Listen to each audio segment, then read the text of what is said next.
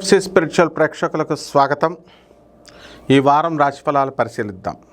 ఓం హ్రీంకారాసన గర్భితా నలసికాం సౌహక్లీం కళాం బిభ్రతీం సౌవర్ణాంబరధారిణీం వరసుదా ధౌతాంత్రినేత్రోజ్వలాం వందే పుస్తక పాశమంకుశధరాం స్రగ్భూషితాముజ్వలాం త్వాం గౌరీం త్రిపురాం పరాత్రకళాం శ్రీచక్ర సంచారిణీం. ఓం శ్రీ విజయవాడ కనకదుర్గాదేవ్యై నమః.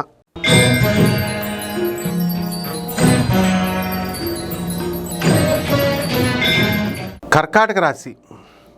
ఈ కర్కాటక రాశి వారికి అందరికీ కూడా ఈ వారంలో మరి భాగ్యంలో ఉన్నటువంటి ఈ రవి శని గ్రహాల ప్రభావంగా తండ్రి సంబంధమైనటువంటి ఆస్తులు మీకు రావడం, మీ తండ్రి దూరపు బంధువుల మరణ వార్త, తర్వాత మీకు ఆస్తులు కలిసి రావడం అనేటటువంటివి జరుగుతాయి. ప్రభుత్వం నుంచి అనేకమైనటువంటి లాభాలు మీకు కలగడం జరుగుతాయి. సబ్సిడీలు మీరు అందుకోగలుగుతారు. రైతులు బ్రహ్మాండంగా సంపాదించడం అనేటటువంటిది ఉంటుంది. ఖరీదైనటువంటి వస్తువులు ఇవన్నీ కూడా మీరు కొనడం జరుగుతుంది. అదేవిధంగా ఈ రాశి వారికి అందరికీ కూడా మనం అనుకున్న పనులు అనుకున్నట్లు రెండవసారి ప్రయత్నించినప్పుడు మాత్రమే అవుతాయి. కాబట్టి ఈ రాశివారు మనకి ఆడపిల్లలు ఎవరైతే ఉన్నారో వివాహాలు కానటువంటి వాళ్ళు, అటువంటి వాళ్ళకి వివాహాలు అవడానికి అవకాశాలు ఉన్నాయి.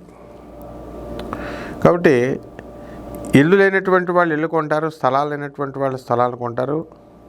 నూతన వ్యాపారాలు అనేటటువంటివి చాలామంది మరి ప్రారంభించడానికి అవకాశాలు ఉన్నాయి.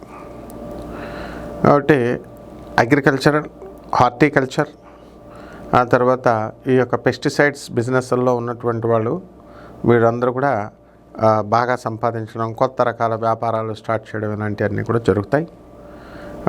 నూతనంగా కొత్త ఉద్యోగాల్లో మీరు చేరడం ఉంటుంది. కొత్త ప్రయత్నాలు చేస్తారు.